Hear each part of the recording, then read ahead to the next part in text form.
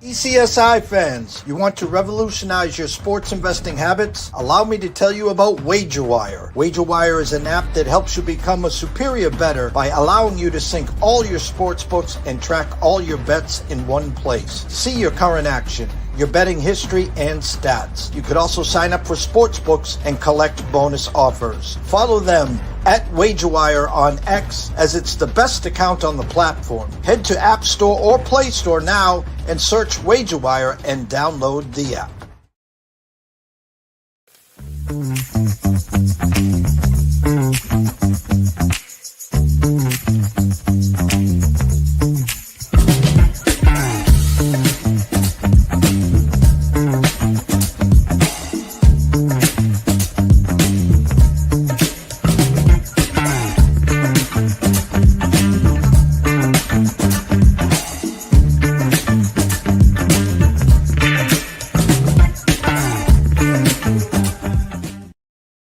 Excuse me, Mr. DJ. Hey, check this out. We got a great show coming your way.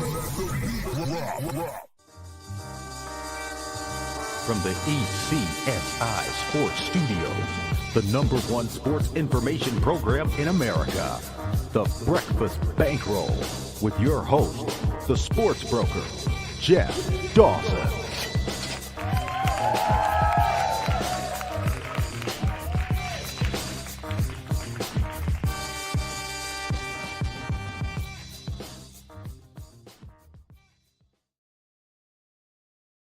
Good morning, sports fans from all around the globe. I am the host, Jeff Dawson, East Coast Sports Investors, and it's that time of the morning for the Breakfast Bankroll. Good friend and colleague, Mr. Scotty Webb, live from Tampa on our MLB weekend recap market report, and just 4 days. Thursday, 6 p.m., the MLB trade deadline. A lot to talk about what happened over the weekend, the repercussions with the MLB trade deadline just 4 days away. The next couple days really impact, what some of these teams do or don't do. And if I told you this, the Colorado Rockies, which we know is the worst team in baseball, have 27 wins. The next worst is the White Sox at 38 wins. Then if I told you there's 3 teams with 43, 44, and 44 wins, and they're all in the National League. And if I preface this and said, the Oakland A's now have 46 wins with their 4-game sweep over the Astros. But the 43 with the 244s, the Nationals, Pirates, and Braves. That's right, I said the Braves.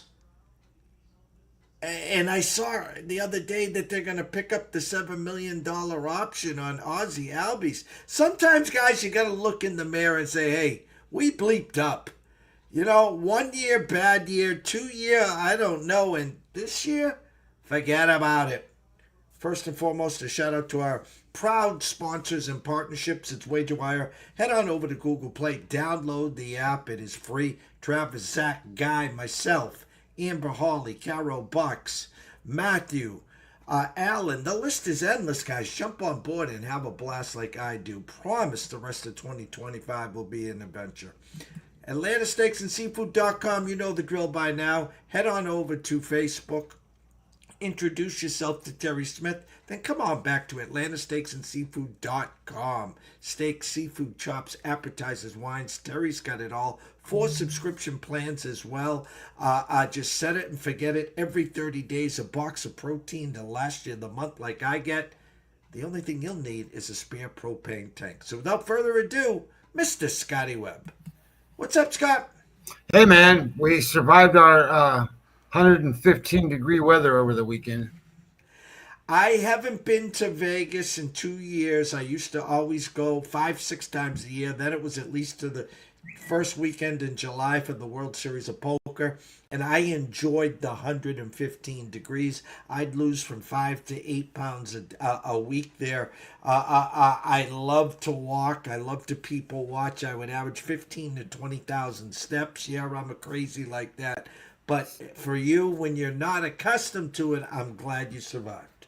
Yeah, it was hot, man. I mean, it's still going to be hot today, but whatever. It's Florida. That's the way it works. I'm good with it. My wife hates it. She's like, let's move. Let's move to Alaska. And I'm like, are you crazy? Yeah, I'm trying to figure that out. My end game was 58.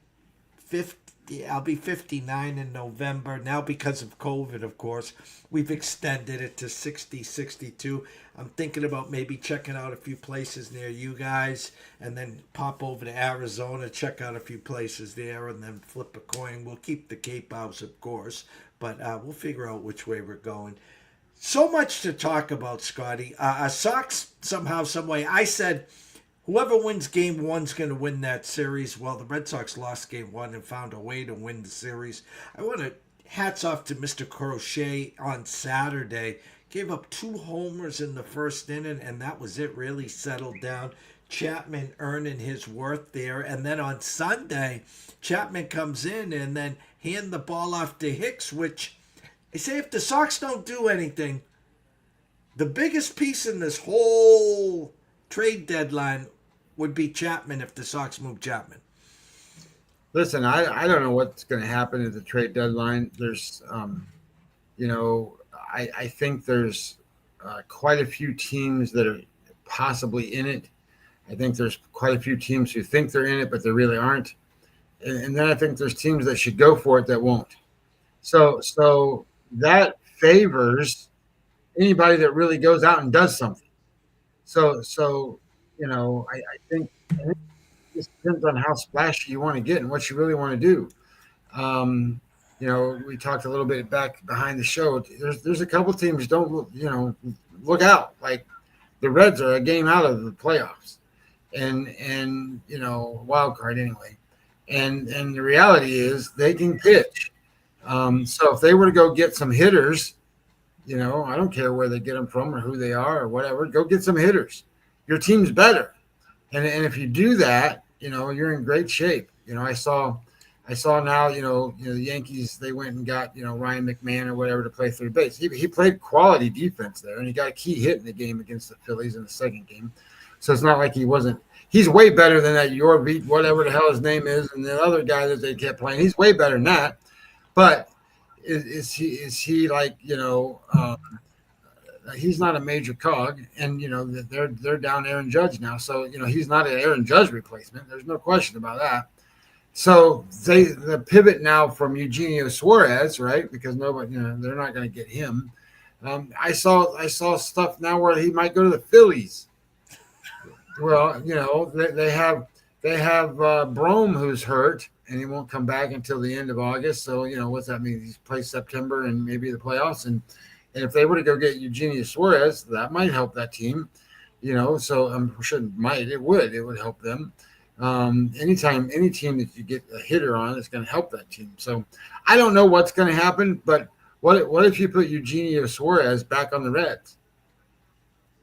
I'm just asking. You know what I mean? Like there's an RBI guy, there's a home run hitter, there's a guy that can drive in runs, and they definitely need that because they don't have that. They got guys that can get on base a little bit, but they don't have the RBI guys and home run hitters. So I think if they were to do that, how much pressure does that put on Milwaukee? How much pressure does that put on the Cubs? How much pressure does that put on like San Diego to go do something because the Reds can catch them? San Diego was talking about, Jared Duran, which is now a done deal. Is not going to happen. So who are they going to get? If they want an outfielder or whatever, what are they going to do? So I think that, what do we got? So Thursday at 6, right? So it really depends on who really wants to go after it. And if they want to go after it, they can. Now, we talked last week about the Red Sox and the good and the bad, right? The good was they're in the playoffs, right now. They're in the wild card spot. but they had the toughest schedule, right? I mean, they had a tough schedule. Well, they played some of those teams. So today, if you go back and you look, and I pulled it up, if you look at who has the toughest schedules, the Boston Red Sox now rank 15th because they played those teams. So it gets easier for them as they go along compared to what it was, because it was first or second or third or toughest. Well, the Cincinnati Reds, Jeff, are number 2 on the list of the hardest schedules left, and they play 3 against Toronto, 6 against the Brewers, 7 against the Cubs, 3 against the Mets, 6 against the Dodgers, and 3 against the Phillies. That's pretty rough stuff. Now they can pitch to hang in there, but they're going to have to hit. And if they don't, if they feel like, hey, I'm a team that we can get in, well, you need to go get a hitter, or you're going to get blown out. That's what's going to happen. So it's interesting to see kind of what these teams are going to do and where they're going to be and how they respond and how they react. I don't know. It's like, I don't know what the Yankees do. They're down Aaron Judge, and he is their whole team. Aaron Judge, he's the whole team. They've got bad pitching. They got bad bullpen. I know they're going to get Luis Heel back, so that's going to help them. But at the same side, what do they go get? I mean, you can't replace Aaron Judge, but you can certainly put another bat in the lineup to help. But you also need starting pitching, and for God's sakes, you got a terrible bullpen right now. So what are you going to do? You're going to go buy relief pitchers and starting pitchers and hitters? You can't get a whole new team this time of year. So they've squandered a big lead. Or I shouldn't say big lead. They had a decent sized lead. They squandered that. And now they're at a point where they're getting ready to squander even making it in the playoffs. So I don't know what's going to happen with the Yankees. I think it'll be interesting.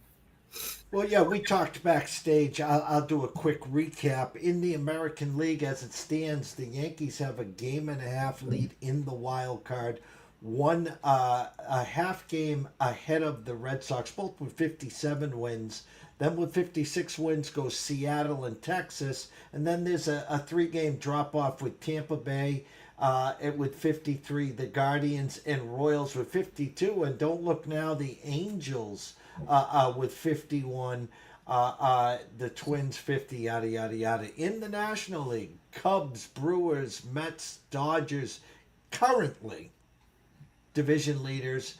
But again, Cubs and Brewers, Phillies and Mets are basically Cubs, Brewers, Phillies.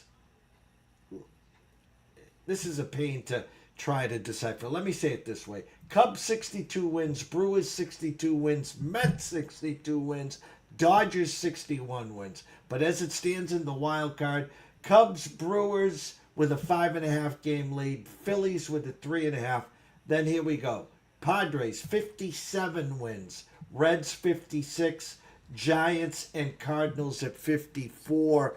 Popsicle headache when I look at the National League, because let's be realistic here. Dodgers are in, Cubs are in, Brewers are in, as it stands. Mets, Phillies are in. Now it comes down to currently San Diego, Cincinnati, and I'll just throw in San Fran and the Cardinals. How's that sound? No, I get it. I think the Cardinals are out because I think the Cardinals are sellers. I don't think they're going to do anything to help their team. So I think the Cardinals are out. I think the Padres will do something to try to help their team. I think the Reds have a plenty of opportunity to do whatever it is they want to do to try to get in there because they can pitch, and the Padres are throwing Kolick and Randy Vasquez and whatever that they're throwing Darvish out there, and he's lollipopping balls in there. So I think they have 2 pitchers there, Cease and Pivetta. So when you start to think about what the Padres are, they need a lot of help. So I think the Reds have a good opportunity to get in if they want to. If they want to keep the team the way it is, I don't think they make it because they're not strong enough on offense. They just aren't. So the schedule plays into that. So I think that's a tough road to hoe for the Reds. I think the American League's already done. I think when you think about the American League, you're going to have Blue Jays, Tigers, Astros, Yankees, Red Sox, and Mariners. What do you got? You got 1, 2, 3, and then 1, 2, 3. So you got Red Sox, Mariners, and Rangers are all kind of playing for that. There's one team that's not going to make it of that grouping in there, and it's going to be difficult. Here's what I think. I think Seattle's going to end up overtaking Houston because Houston can't hit. They're all banged up. They don't have any. They don't got a way to score runs. So I think Seattle ends up taking over that, and I think Seattle might even go do more to help their team. I thought that was a pretty good deal when they got the first baseman there from Naylor. I thought that was pretty good. That makes that lineup makes the lineup deeper than it was for sure. They had a bunch of outs in there. Well, that solves one of their problems, and they can pitch, and so like the Red Sox, I think need a pitcher. They need to go get a pitcher somehow but they've been pitching really good. But it's like today they got Fitz on the mound, and wouldn't it be better to have Alcantara on the mound today as opposed to Fitz, right? You know what I'm saying? Like you could do that, and that's another team that's gone crazy. The Marlins are just unbelievably crazy right now. So it's I don't think they're going to make it to the playoffs, but they might secure a player. They might do something to help, or they might, who knows? I just think they're too far out. But in the National League, I think it's going to be one of these spots where you look at that and you're sitting there and you're going, well, the Cubs, Brewers, Mets, Dodgers, and Phillies, they're all in. So really, you have one team that's going to get in, and right now it's the Padres. But I'm not sold on the Padres. I know they're going to go make some deals. That they always do. So they're going to make a deal or two. But I still think the Reds can surpass that. But I don't think you're going to, I know you lumped the Giants in there. The Giants, I'm just telling you that's just a team that, if you don't win home games against teams that you need to beat, that's a problem, and that's where they are. They're not being able to do the things that they need to do to win these games. They got a decent bullpen, and they got some decent starting. I mean, Webb's pretty good, but who else do they have after that? Robbie Ray's been hit or miss, right? I mean, I know that when you look at his numbers, I think he's 15-5 last time I looked. That's pretty damn good, in starts, but his data numbers aren't that great to support that going forward. So I think he falls back some, and Roop's not good, and Verlander's not good, and they had to get rid of Birdsong because he's terrible. So they starting some kid named Wisenhunt today, and when I looked at Wisenhunt's numbers, right, I saw some article that said, oh, he's their number one prospect. Well, he sucks. He's not very good. So I sit here and I look at that and I'm going, they need help. Well, you got to give them help and help your team get there. And I don't know what they get. They certainly could use more hitters. They certainly could use a lot of stuff. But some of these teams are more than one player away, or more than one pitcher away. So they need they need a starting pitcher. They need a bullpen, like the Dodgers, right? The Dodgers are still leading the division. They're hurt like crazy with the pitchers. They got nobody on the mound. They still win these games. And the reality is they're going to get Blake Snell back. He's in the minor leagues doing a rehab assignment now. He's going. They got Glass now back, but they're going to get Blake Snell. And Shohei Ohtani is going to start stretching out more. He's already started to do that. He's going to stretch out to 4 innings and then 5 innings, and then all of a sudden you got a pretty damn good pitching staff and a team that can hit, and all of a sudden nobody's going to beat them when they get into the playoffs because they got ace number one starters that are going to hit every single spot and go. So these teams had a chance. They could do some stuff, but they didn't. And now it is what it is. So we'll see who goes and does stuff and who doesn't. I'm not sold on, the Royals getting Grichuk or something like that, like they did. I mean, that's, whatever. They're a 500 team and they're going to be a 500 team. Oh, we're going to sign Lugo. Okay, great. Go sign Lugo, whatever. You maybe could have traded him and got some better value or something. I don't know. But it's just one of these spots for all of these teams. I'm seeing all these things like, well, Cleveland should go get such and such. Cleveland's dead. Don't they don't they're playing for next year. Well, they're getting Bieber back. Okay, well, he hasn't pitched for 2 years. What's he going to look like? And if you remember, right, well, the last time he did pitch, he threw 90 miles an hour. So it's not like he's the greatest pitcher in the world anymore. So I think a lot of this stuff is a facade for some of these teams. But the reality becomes there's a few of them that really should do stuff. When I keep bringing up the Reds, they should. And the Texas Rangers have a chance to get in there and do some stuff. And if they make the playoffs and you have DeGrom and Evaldi going, you've got a pretty good chance to do some stuff. They could get some bullpen pieces and be pretty good and maybe get another bat in there or something. I don't know. Looking at today's slate, in all, let me see, 3, 5, 15. 10, 15 games, a lot to talk about. I'm going to bring you front and center some of the headlines. Dodgers travel to Cincinnati. Yamamoto versus Burns there. Cubs travel to Milwaukee. Must-watch TV. Boyd versus Misrowski. And there's been a flip there, Scotty. Misrowski opened -110. Now Boyd and Cubs are now favored there. You said the Red Hot Marlins travel to St. Louis. Mets, after an ESPN game, quick little shuttle over from San Fran now to San Diego. Montas versus Cease. Your Tampa Bay travels to the Yankees. My Red Sox to Minnesota. Yeah, a lot to talk about. I'm going to move you front and center. I'm going to mute my mic and give me the cue when to come back, sir. All right, no worries. I got to get my stuff over here. Bum, bum, bum, bum, bum.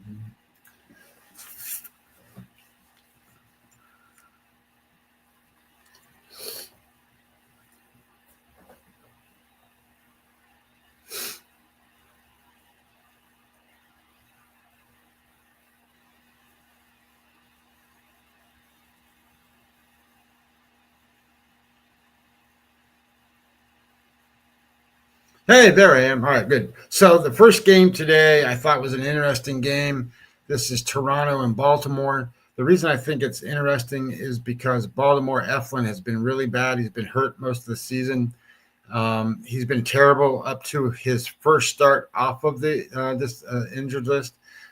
Last time out was really good. The metrics show he should be good again. And Bassett's been pretty good all season. So I thought it was interesting for that reason. Bassett is made 22 starts for Toronto. They're 14-8 in his starts. So, I like the idea that they should go out and win. And the reality becomes is they're 8-2 in their last 10 games. They're 26-26 away. So that's getting better because they were pretty bad on the road. And Baltimore is not the best home team. So where this comes out on everything for me, Bassett's under 4 on his Sierra number, so that's pretty good. Offensively, Toronto's number 1 in offense. They're scoring a lot of runs per game, 6, and so is Baltimore. So Baltimore's hitting right now, so it's not always that you get Baltimore hitting, but they are right now. So both of these teams are playing good offense. But there's no question Toronto's got a better bullpen. They probably have the better starting pitcher. And, they have been great against right-handed pitching. So they are 46% better than average against right-handed pitching for the last month.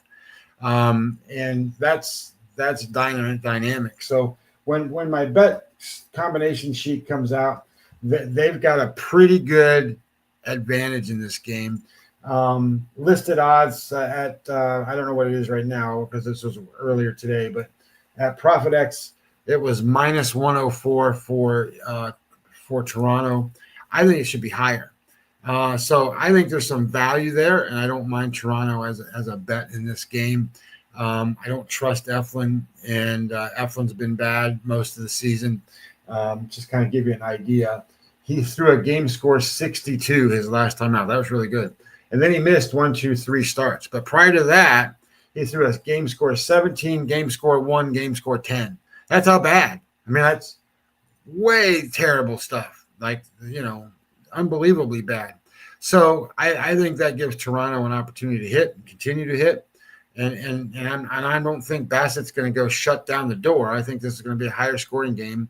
But I also think that with the bullpen that Toronto has, I think that puts them in the driver's seat and gives them an advantage. I'm not going to spend much time on the Detroit game. This is Detroit. Melton is making his second start. Didn't pitch great the first time. Game score was a 28 against Rodriguez, Eduardo Rodriguez. But this is kind of a weird thing. You don't see this very often between teams. I shouldn't say that. You don't see these two teams in this spot that often, especially this year. The Arizona Diamondbacks, they're scoring 1.3 runs a game right now. And the Detroit Tigers, 2.3 runs a game right now. So you have the number 29 offense going for Arizona against the number 30 offense going for Detroit. So that tells you that you don't have to have quality pitching to beat these teams. So I don't know what's going to happen. My number is I have Detroit minus 107. Profit X had a minus 119. I don't know which way is, that tells me that there's a little value probably on Arizona, but I'm not going to bet Arizona. Arizona has been bad. They're scoring 1 run a game, so I don't want to bet them. So anyway, that's why I don't want to spend a lot of time on this game. The next one's Cleveland, Colorado. Look, all I'm going to tell you is Slade Cicconi's been pretty good. Blaylock pitched his best game he's pitched the last time. If you want to bet this game, I don't mind it. Betting on Cleveland, you got to bet them on the run line, bet them in the first 5, bet them in however you want to. Cleveland's hitting. Their offense right now ranks number 10. And, Colorado's 25 on offense. And you got a better pitcher. So, and certainly a better bullpen. So, if you played the run line, then you play the run line. If you don't like the 9 innings, then do them in the first 5. Tampa Bay, New York is an interesting matchup because of you have Rasmussen, who's a better pitcher than Schlittler, who's going for the Yankees. But here's what I'm going to tell you about Rasmussen. Rasmussen's last start was a game score 54, so that's pretty good. But he had a 41, 38, 29 before that. So he's not been great as of late. His last 7 is a game score 45. It's not very good. That's below average. But he's been great against the Yankees. In his last 5 starts against the Yankees, his average game score of all of those 5 is 71. So he's been really good against the Yankees. And the Yankees are minus, Aaron Judge. Of course, they won yesterday without Aaron Judge. But I think this is a bad spot for the Yankees. Yankees are minus like 110 or something like that in this game. But, got to go look at this because before you start jumping in and saying, okay, Rays. The Rays are 3-7 in their last 10 games. And they're 22-25 on the road. So, and the Yankees are still 10 games over 500 at home, 31-21. The Yankees just don't lose at home very often. But, and I don't think Tampa Bay is as good as Philadelphia. They're not as deep. They're not as powerful. So I think this is a weird spot, to be honest. If I had to pick this game, I suppose I would pick Tampa Bay. But at the same time, I think this is one of those spots where, they've never seen Schlittler. Schlittler's a game score 45. He threw a 47 and a 46 or 45 or something like that. So he's been below average, but closer to average. Maybe this is the day he spikes a big number. So I think you just got to be careful here. I think Rasmussen will pitch well because he always does against the Yankees, and especially without Aaron Judge in the lineup. And then I think, you've got Schlittler, who probably will pitch halfway decent against the Rays team, who's not hitting. The Rays offense currently ranks 21st. Of course, the Yankees offense ranks 18th. But when it comes to isolated power, the Yankees still hitting home runs. The Yankees The Yankees rank 4th in isolated power, and the Rays 25th. So that tells you that the Yankees can score runs via home runs, and Tampa Bay has to string a whole bunch of shit together to score a bunch of runs. So again, that's an advantage to the Yankees. So I'm going to stay off of it. But anyway, the next game is the Dodgers and the Reds, which is kind of interesting because this is Burns for the Reds. You know, he's kind of like Mizorowski, goes out there and throws 100 miles an hour. But it's Yamamoto for the Dodgers. And, you know, the Reds are in a bad spot here. Burns has not been super good. He's okay. He's just not been super good. His game scores are 41, 59, 59, 0, and 50. So, you know, he's been average at best. His game score of all of his starts is 42. That's where he's at. Game score for 41.8. So 42. That's not going to beat the Dodgers. And the Dodgers are hitting. And Yamamoto is off of an average start. And he had a good start prior to that, but he had a blowout before that. It was a 10. So Yamamoto, even with the 10 over his last 7, the game score of 53 is a 58 on the season. So he's nearly an ace type pitcher. He's a good pitcher. He's not Blake Snell. He's not Tyler Glasnow. He's not that dominant, but he's a great pitcher. So the way this kind of breaks out for me, you know, the Dodgers, they're number 3 on offense, number 5 in isolated power. They are scoring 4.3 runs a game, which is all average kind of stuff, and except for the 3 and 5 number. And then the Reds are 17th in offense, 30th in isolated power. So they got to string a whole bunch of hits together. That's kind of how you beat Yamamoto. Is you get on base, you do a couple things. He makes a bad mistake, throws another couple things, and then you hit a home run. But if the Reds can't hit a home run, then it's going to be difficult for them. So I think this is a mismatch. My bet score comes out where the Dodgers pitching is better, starting pitching. Their offense is better. And then, you know, they don't have the world's best bullpen anymore. So there's a slight advantage to the Dodgers. That number is minus 148, though. Now, my number says it should be closer to about 190, I think. So when I sit here and kind of look at that number, I'm like, well, Dodgers have an advantage, but I don't want to pay minus 150 for it unless it's the only one on the board to bet. There's better ones than that. We just talked about, for example, Toronto is a better spot. The next game is the series for the start of the week. This is the Cubs and the Brewers. And this is Boyd for the Cubs, and this is Mizorowski for the Brewers. So let me start off by just saying this. Boyd's having the best season maybe he's ever had. He is a projected WAR number of like 3.5 to 4. That's really a sharp number. Mizorowski right now, for example, he hasn't pitched enough to really build up his number, but his number is like 1. So that tells you that Boyd is the better pitcher. And I know that Mizorowski has the better stuff, but Boyd's the better pitcher. So that's number 1. Boyd, better pitcher. And if you go back and you start looking at it, let's look at the breakout of this.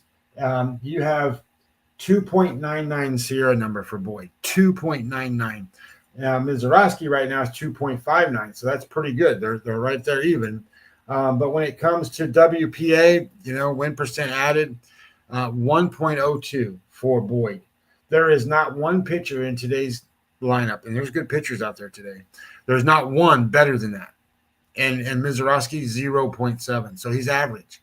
So when your pitcher is required to get the outs that change the game, Boyd gets them.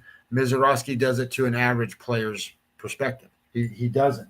So when I looked at the bet score when this came out, both pitchers have been pretty good except for the WPA, and then home runs. How many home runs has Boyd allowed in his last 7 starts or his last 30 days? 0. None. No home runs. And then how many has Mizorowski allowed? Well, I don't do it that way, but he does 2.03 per 9 innings. He allows the home runs, and the Cubs hit home runs. So that favors the Cubs. And then you start looking at offense, and the Cubs hit the mark with runs per game. They're at 5. They hit the mark with WPA. They're in the positive number, and the Brewers are a negative number. And then when it comes to this is a good stat to keep an eye on. Walks above 8%, strikeouts below 22. That means you're getting on base versus the walks, and you're putting the ball in play. If you're doing that, it gives you an opportunity. The Cubs are there, the Brewers are not. So more points there. They don't get points for home runs. So then you go to the bullpen. The Cubs bullpen is better right now than when you go to Milwaukee. And then, they hit right-handed pitching at 29% above average. They are 17% better than an average offense on the road. And Milwaukee at home is 8% worse. So I like the idea here that I think everybody wants to bet Mizorowski, bet the Cubs. This is it. Bet the Cubs. I think the Cubs are going to win this game. And when I looked at it, my number is minus 150 for the Cubs. That's how big the number is. And then you have, I think the line Jeff said I saw 111 for the Cubs.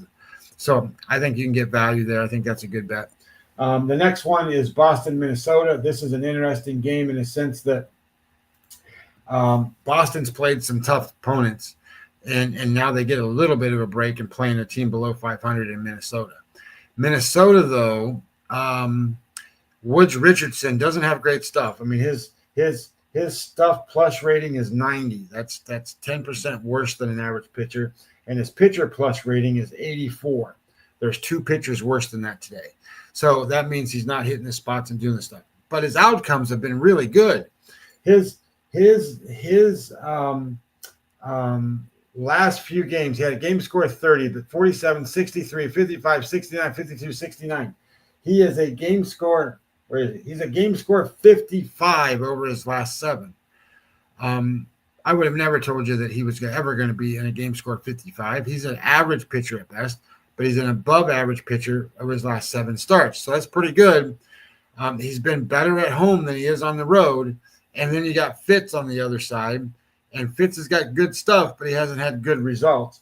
In fact, if you go look at Fitz has made, where is it? Fitz has made 9 starts for the Red Sox. In those 9 starts, the Red Sox are 2 wins. They're 2-7. That's not very good, and it's not enough for me to bet them on the road in this spot. I think that there might be a little bit of a letdown factor coming off playing the Dodgers. They're going to go play the Twins. I'm just going to leave it alone. I don't think the Twins are a better team, but this is not maybe the right matchup for the Red Sox tonight. So I'm leaving it alone. The Red Sox are still 23-29 on the road. They need to win some more road games. The Twins are 3-7 in their last 10, so that's not very good. But I still don't like the way that one kind of breaks out. So I'm going to leave that one off. The White Sox are playing the Phillies. The only thing I'm going to tell you here is you got Martin pitching for the White Sox. This is his second start since coming off the injured list against Sanchez. Look, Sanchez is every bit of what Wheeler is. So, Sanchez is just too good, but the number's way up there. So, if you're going to play him on the run line or something. Just understand Philly's offense has been good, but the White Sox have been scoring a lot of runs, and the White Sox offense ranks, where is it? The White Sox offense ranks 6th, and they are 3rd in isolated power. So that's pretty good for a team that, is like 2nd worst in the Major League Baseball. But the Phillies are number 2 in offense and number 1 in isolated power. So their offense is good. They're going to keep up. They're going to be dominant in this game, maybe. But don't be surprised if the White Sox hit just a little. Sanchez is way better at home than he is on the road. But I will tell you this, situationally, Sanchez has made 20 starts, 20 for the Phillies. The Phillies are 15-5 in those starts. So think about this for a minute. You want to know how good pitchers are that matter? That's 10 games over 500 the Phillies are because of Sanchez. Well, if you combine that with Wheeler lost, I think, his 6th game yesterday as it started for them. He's like 16-6 or 15-6. So between the two of them, they're like 20 games over 500. Those two pitchers, and everybody else then is kind of below average or worse. So when you bet in the Phillies, you want to bet on those two guys. We'll see. I know Aaron Nola's back in doing rehab now, so they might get Aaron Nola back too. Who knows? The next game, this is Atlanta, and Atlanta's been, obviously the disappointment of the world. Strider against Kansas City. Kansas City was a big winner for me yesterday with Rich Hill. Look, Rich Hill's 44 years old. He's a game score 45. He's going to be a below average pitcher. And the Braves are terrible on the road, but it's Strider. I can't back anybody but the Braves in this spot. I just think that when you look at the number in the game, Atlanta minus 148. That's kind of high. I don't want to deal with that. We already talked about, like the Cubs are a good play. Toronto's probably a good play. There's other plays out there that you don't have to spend minus 148 to get to. So the next game is Miami and St. Louis. And this one's interesting in a sense that Edward Cabrera's on the mound, and everybody wants to trade to get Edward Cabrera. And then you have Palante on the mound for the Cardinals. Palante, by the way, when in his starts he's made 20 starts. He's 9-11 for the Cardinals, and Cabrera's made 17 Marlins starts, and he's 9-8. So that's pretty good. When it comes to where these two pitchers are, it's not close. Edward Cabrera is a 2.78 Sierra number, and his xFIP's a 2.85, and his FIP's 220. All below threes. Those are all elite numbers. And Palante is a 4.59. So you have a 1.5 run advantage for the Marlins. And then when you kind of look at where they are on the WPA, win percent added, it's a positive number, 0.56, pretty good. It's an elite number for Cabrera, and you're minus 0.39 for Palante, which puts him in the bottom 25% of all of baseball. So I kind of looked at that and was like, well, Palante, how many innings has he thrown? He's thrown 110 innings this year. The most he's ever thrown is 121. Now, 121, and you add 20 more to it, it's 140. That's where they would want to grow him to. But he's reaching a point he's never been at. And his quality of starts, his last three, 39, 30, 25. Not very good. So I think he might have hit a spot where he might be at a point of no return here of getting tired. So he's a game score 47 in his last 7, where Cabrera's a game score 59. So he's ace-like. So I like what I see in the pitching matchup. And then when it comes to the offense, Miami right now is ranked 11th and 10th in isolated power, and the Cardinals are 16th and 18th. So it's kind of one of those spots here again where you go, okay, well, there's a slight advantage to the Marlins. The Marlins just didn't score a whole lot, so scoring-wise, it's not the biggest thing in the world for them. And the bullpen, St. Louis's bullpen has been really good. So that tells me this might be a good first 5 opportunity for Miami. If you took Miami in the first 5 innings, it might be a pretty good spot. My numbers come up and they say, well, minus 112 for St. Louis. The bet score says no, Miami's got more bet points, so that means that handicapping wise, they're the better team in this matchup. And then I sit there and go, maybe I can take them as a dog today. I kind of like it. So I think Miami's a good spot. Washington and Houston, I'm just going to leave it alone. The thing I'll tell you is Valdez has been as good as there is. He's over a game score 60, I think. Valdez is game score 66 his last time out, and he's a game score 61 for the season, and he's a game score 61 his last 7. So he's been consistently good. But right now Houston's in a spot where they don't have their best players playing offense. They're not scoring a lot of runs. In fact, they rank offensively. Oops, wrong one. Offense, there it is. They rank 24th. Look, there's only 30 teams, so they rank 24th. That's not very good, and they're 28th in isolated power, so they're not hitting doubles and triples, and they're getting a bunch of little singles here and there. That's not going to get it done. They are minus 6 runs to an average offense, and it's not that Washington's killing it, but that gives the Washington more of an opportunity to stay in the game. I'm just going to stay away. It's minus 200 and something, whatever, and I'm not going to play it on the run line either. You really want a different dynamic for the run line. You got Texas and the Angels, and this is DeGrom against, I don't know how to say his name, but it's Kokonowitz or whatever. And Kokonowitz is terrible. He's a game score 35 against the Texas Rangers. He's a game score 41 for the season. He's awful. This is going to be his first appearance in 18 days. So I think the only way to go here is DeGrom on the road.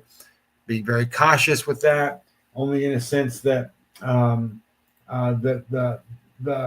Texas Rangers are great at home. They're 9-1 in their last 10 games, but on the road they're 22-30, 8 games below 500. 22-30 kind of matches up with Washington on the road. Kind of matches up with nobody else. I mean, that's not very good. So they're not the same team on the road that they are at home. But DeGrom on the mound should be able to handle the Angels. The Angels aren't hitting right now, so that's the Angels offense ranks 27th. Again, there's only 30 teams, so that's not good. And 9th for Texas. So there's a pitching edge, there's a offensive edge, and there's a bullpen edge. So that's all you need. You got that's the game, right? You got offense, pitching, and bullpen, and they cover all the bases. They should win this game. San Diego and the Mets, interesting in a sense that you don't have necessarily the best pitcher in what the Mets can match up. This is Frankie Montas. He's made, I think, 2 starts? How many starts? He's made 1, 2, 3, 4, 5 starts. And his game score is a 47. So he's been below average in his 5 stars coming back in the middle of the season. And Cease, he's been terrible. His game score is 51 for the season. He's a 60 pitcher. He's an ace, but he can't get anybody out. So it's kind of one of those spots. His metrics are good. 3.23 Sierra number against Montas, 3.67 gives him a kind of an edge. But again, if you walk people, and his walk rate is 3.08 per 9 innings, and give up home runs, 2.73 home runs per 9 innings, it's hard to win games, and that's kind of where he finds himself. The other problem that you have with Cease, he never makes it past 5-6 innings. His 90 to 100 pitches always get eaten up. He's always at 3-2 counts. He's always getting foul tips. So it's just a rough spot. However, the Padres are pretty good at home. They are 31-18 at home, which is elite. That's pretty good. And the Mets, even though they did pretty good against the Giants, they're still 25-28 on the road. They're not the same team on the road. This is a travel game for them. I think this is a spot San Diego can capitalize. The offense for San Diego, though, is 15th, kind of middle of the road. And the Mets offense has been pretty good, 7th and 8th, 7th overall, 8th in isolated power. They're scoring 5 runs a game, and San Diego leaves a lot of guys on base. San Diego, for example, WPA is minus 1.1. It's minus 1.29. And 1.54 positive for the Mets. That means the Mets have currently on today's board the number 1 offense at making winning plays, additional plays to get more runs. And minus 1.29 is 3rd worst. Arizona and Detroit are the worst. So San Diego leaves lots of guys, lots of opportunities, messes up in the key moments of these games. And now you see that. So I don't trust it. I'm not betting it, even though I think San Diego is the right side. And then Pittsburgh and San Francisco. Now, this is what I'm going to tell you about this game. I think that Mitch Keller is being undervalued in this spot. Mitch Keller grades out WAR-wise and projection-wise better than Dylan Cease. So you've got a better pitcher in Keller than Dylan Cease is on the road against San Francisco, who's been bad, and Wisenhunt, who's going to be pitching his major league debut. And when I looked at his numbers, he doesn't have higher strikeouts than innings pitched. It's actually lower, so he's not a big strikeout guy. He's a left-handed pitcher, which the Pirates don't like. They don't like left-handed pitchers. But I'm looking at this going, I think the Pirates are going to pitch well. He's going to keep them in this game. And when I look at offense, the Pirates, they're 23rd. And, San Francisco was hitting. So we'll see kind of how that plays out.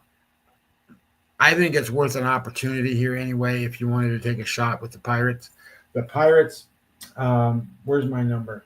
The Pirates, let's see, minus 127 is what I saw from the Giants number. I actually have the Pirates at minus 108. So I think that, again, Mitch Keller is being totally undervalued in this spot. And then Seattle and the A's, this is interesting because Seattle's minus 111 tonight. Castillo, he's been really good at home, a little bit less so on the road. But J.P. Sears is got terrible home splits. So let me tell you, where is it? Boom, let's go there. So when you talk about SOPS plus, so how does a pitcher handle the opponent's offense? And then the S part of it is the predicted measure.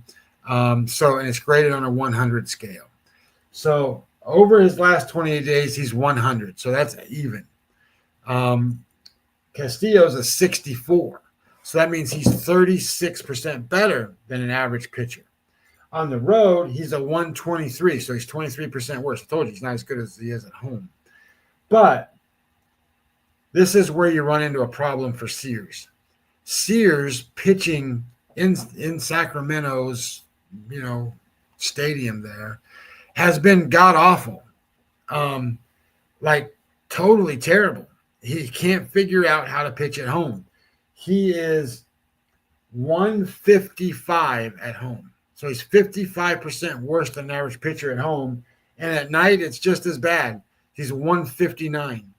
So that scenario and synopsis bodes well for Seattle. Seattle, then, when you start to look at it, bet score, you have a pitching advantage for Seattle. Castillo hits every box. He hits the Sierra number. He hits the game score number. He hits the WPA number. He hasn't allowed a home run. And then when you look at the offense, well, the offense is kind of clicked over to Athletics right now. Seattle's not hitting real well. And then the bullpen, they're kind of even. And then when it comes to the ancillary stuff, against handedness and on the road and stuff like that, the reality is that the A's aren't good at home, and Seattle likes to play on the road. They're 18% better than average offense on the road. So I think you have a better pitcher in Seattle. I think you have a potentially good batting lineup against this. They're great against left-handed pitchers. Sears sucks at home, and he sucks at night. So I kind of like Seattle today, with the idea being that you only have to pay minus 111 on the road. So, like, if I was going to do this and say, hey, here's the bets, I think you take the Cubs, I think you take Miami, and I think you take Seattle. I said all that, and they're all road teams, so that's not a good lineup to go running out there with. So maybe you pick one, or maybe you pick two of those kind of thoughts. I'm looking for these home teams, but if you're going to play the home teams, you're probably going to have to play them on the run line, first five, that kind of stuff, because the good spots are dominant areas. So anyway, that's what I got for you today, Jeff.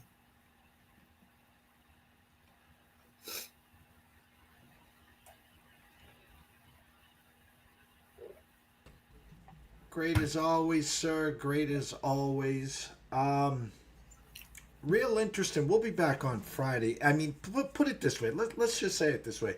If there's some breaking news, I might pull you aside for a quick Thursday, 6:15 to 6:30 or something, because the deadline's at 6. Well, it'll happen that way. You remember what they do at the trade deadline is they sit there and try to make it in by 6. And if it's 6:01, they didn't make it in. If it's 5:59, they made it in. And it's all that bullshit and all that stuff happens. That's what will happen. They'll be going crazy. I don't know how big this is going to be. I don't have a feel for it. Because I don't think there's that great a quality players out there to go get, to be honest. No, I don't. I've been saying to you since Hector was a pup, you got to be creative. You got to be proactive here. If you're in and you're going all in, the Red Sox, for example, have been in the spot for 3 years and they've done nothing. I will be very happy and content if after the deadline we do squadouche and they say we just signed Bregman to a 5-year guaranteed deal, like they did last year when they gave Cora the extension. This is what we got, guys. We're going to go through with it, and then we're going to reassess come next winter meetings, with Cassis, yada, yada, yada. I'm okay with that. I am. If they locked up Bregman, I'm okay with that. The mayor thing now starting to be a little injury prone here, which, Kristen Campbell could be ruined still in Worcester. Anthony is Anthony, but the Duran move is not happening. I'm not mortgaging the future. Like I said, and people call me crazy, the Red Sox have the biggest chip other than Suarez in the whole league, and that's Chapman.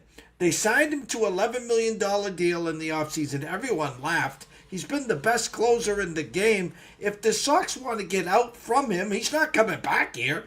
Jordan Hicks and Whitlock is your back end in the future. You could really give us fan base the middle finger. Say, oh, by the way, we're not doing anything and we're moving Chapman. Well, Baseball Purist put on here, he said Giants are going all in. Look, I don't mind that. If you want to go all in, I guess my question would be is, what are you going to go all in to get? Because you need offense and you need a pitcher. So I'm not sure what that means. It says Chapman is not worth it. He has passed that scares away teams. Look, I'm just going to tell you, Giants wise, they're going to have to do some things. They got to catch 2 teams, right? To get into the wild card. The first team they got to catch is Cincinnati, and then the second team they got to catch, is the Padres. So if they don't catch those 2 teams, obviously they're not going to make it. So if the Reds go do something, which I'm talking about, I think the Reds are going to go surprise people. I think the Reds are going to do something. If the Reds do something significant, I think you're going to run into Giants then are going to have to try to catch the Padres. And they can't beat the Padres. They've already tried. The Padres beat the Giants all the time. So when I sit here and kind of run into this, I don't know how the Giants get better because they don't really have the best farm system in the world. What assets do they have that people want? Right. I like what they did to get Devers. That's not a big deal to me. I thought that was great. Now it hasn't worked out quite yet where, Devers has gone out there and ruled the world. But I think at the same time, you need another bat like Devers, right? So where do you get that bat from? And what do you have to give up to get it? And then, okay, that still doesn't stop the Verlander and Birdsong just got out, the Wizenhut starting today, and stuff like that. You don't have. I don't. So I get it. Giants going all in. Love to see it. Love to see any team go all in. Having said that, I don't think it's going to be that way. So without getting creative, I mean, and Minnesota did this last year too, by the way. Joe Ryan's not going anywhere, okay, guys? So unless you just gave him a stupid offer. So the 2 biggest names out there that are available currently, obviously, is Suarez offensively and Alcantara from pitching. Correct? Those are the two biggest? Yeah, well, if you think about it, Alcantara, he's not a 500 pitcher this year, and his metrics aren't where they need to be. He's shown flashes of coming back to where you need to be. So where does that put him? Does that make him a little better than Verlander? Probably. But you got Logan Webb out there. That's it. That's your starting staff. And I'm going to tell you right now, and I've said this all season long, so this isn't like something that I just came up with. Logan Webb is the worst elite pitcher in Major League Baseball. He's the worst.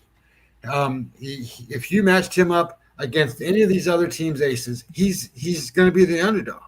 He's not going to be the favorite against Wheeler or Sanchez. He's not going to be the favorite against Yamamoto. He's not going to be a favorite against Glasnow. He's not going to be a favorite against any of these guys. So when you start to think about where do they go? Well, he might be a favorite maybe against the Mets. The Mets don't really have an ace anyway. So as you kind of start looking at some of this stuff, I would almost tell you that if the Giants went to the Cubs and the Cubs had Boyd on the mound at Chicago, I don't think that Webb's a favorite in that game.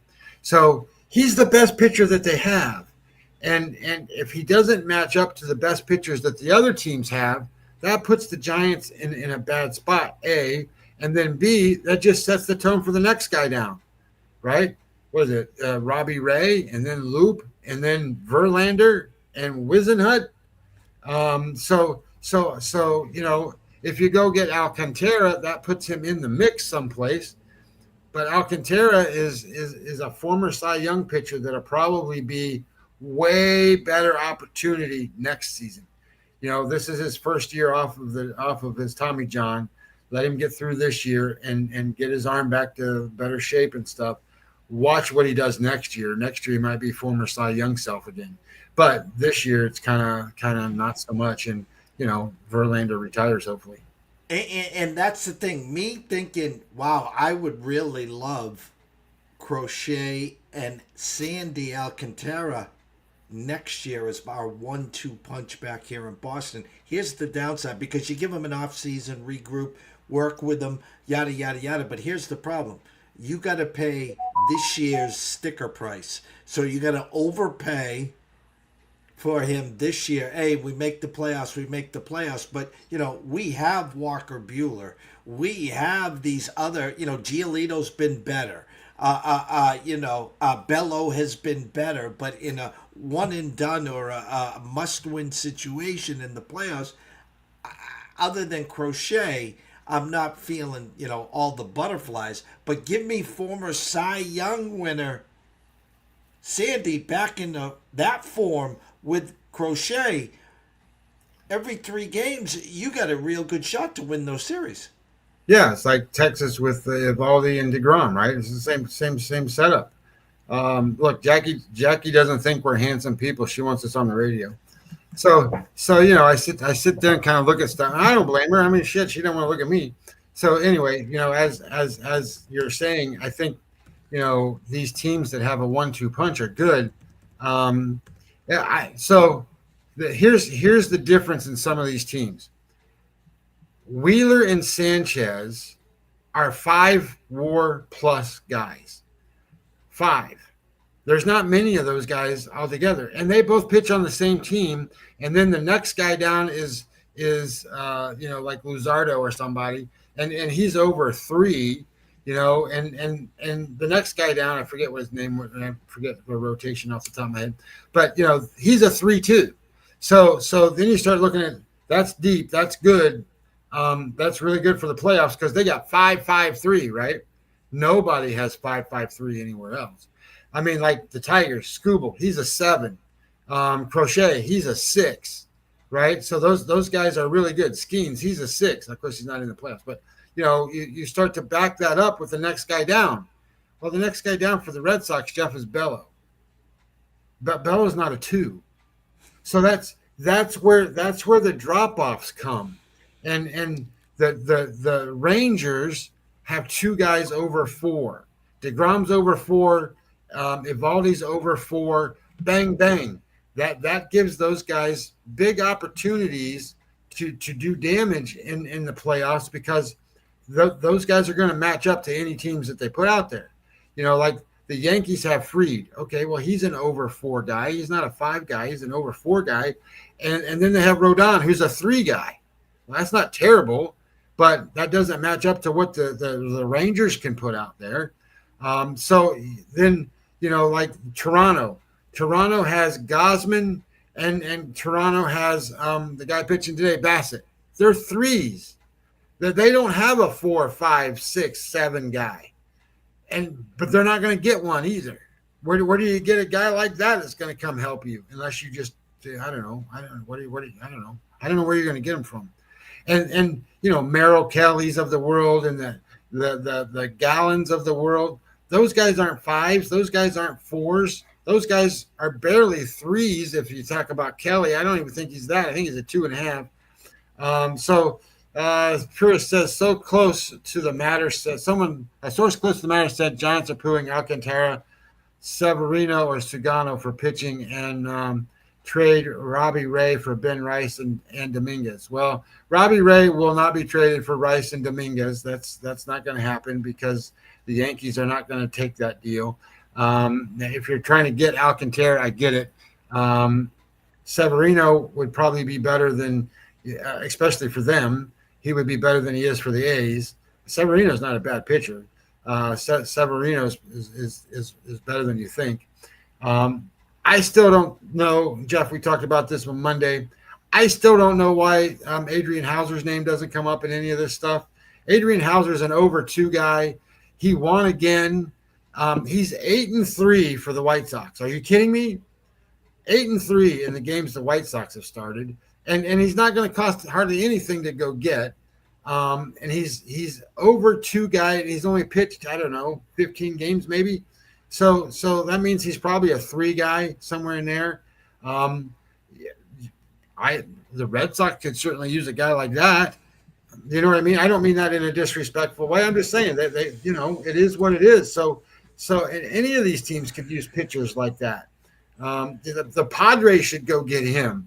The Padres are throwing Kolek and Randy Vasquez and who keeps who keeps with the biggest luck box in the MLB? 7 hits 2 games ago, first 4 innings, still wins the first 5, wins again yesterday. I've never seen a bigger luck box in the MLB than Vasquez this year. Never seen it. Well, I mean, look, sometimes you're on a poker run and you just keep running good and your cards come out hot, right? I mean, that's the way it works. And it is what it is. I mean, some of these guys have bad luck, like Keller. Mitch Keller's got bad luck. Sometimes just, putting on a different uniform might change that. Mitch Keller will help somebody. He's an over 3 guy. He's an almost 4 guy, Mitch Keller. He's every bit as good as Dylan Cease. So, when I sit there and I think about guys that are available, you can go get Mitch Keller. Now, you might have to give up something, but, like he was the baseball purist here was talking about pursuing Alcantara, Severino, and Sugano. If you had Mitch Keller on that list, he's going to be number 1 of those guys. He is. He's number 1 of those guys. Alcantara is a 2 WAR guy. He's 2. He's like 1.9, 1.7, whatever it is. He's a 2 WAR guy. Severino's a 2 WAR guy. Sugano, he's not even a half a run. He's not a half a one, but he gives them innings. It's like sometimes you need a guy that's going to be better than your guy that's going to give you some innings. Like the Braves just went and signed Eric Fetty. Okay, well, Eric Fetty sucks, but what do they got? They got a guy, Bryce Elder, who can't get out of the first inning, and then they throw Dylan Dodd, and they got I don't know who else they can pitch. So they need a guy that can handle some innings. Well, that's Fetty. He can handle innings. He might not win any games, but they're at a point where they don't care about that anymore. Their season's over. So, it is what it is. I just want to see what happens to Merrill Kelly. I think Merrill Kelly might be able to help somebody. I'm not sure what Gallen can do to help anybody. Gallen's not a 1 WAR guy. He's close to the 1 WAR guy level because his game score for the whole season is less than 50. And Gallen's Merrill Kelly's been pretty good.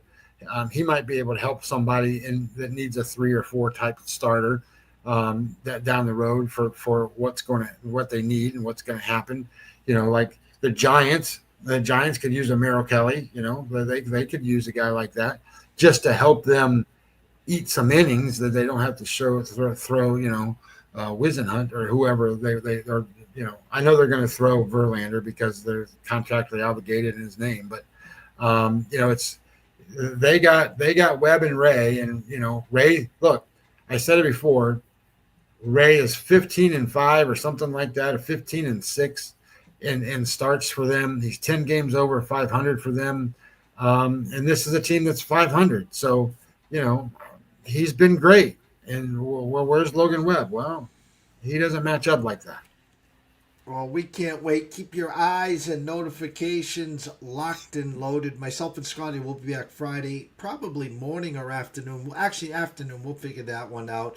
If earth-shattering news comes down on Thursday, maybe we can steal them for a few minutes. Otherwise, tomorrow morning, 10:30 a.m., Inder McGinnis will be back talking some CFL and some MLB there. Wednesday, Brady Cannon back with some PGA talk.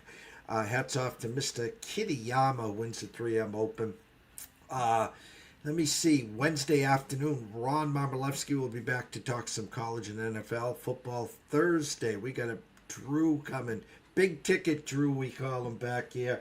Was the fella that was riding, just needed OKC and Edmonton for the big $275,000 score on DK. He'll lead us off Thursday, and then Matthew George will be back, NBA, WNBA. So for myself, Jeff Dawson at EC Sports Invest, the one and only Mr. Scotty Webb at Webby20MLB. Shout out to the baseball purists.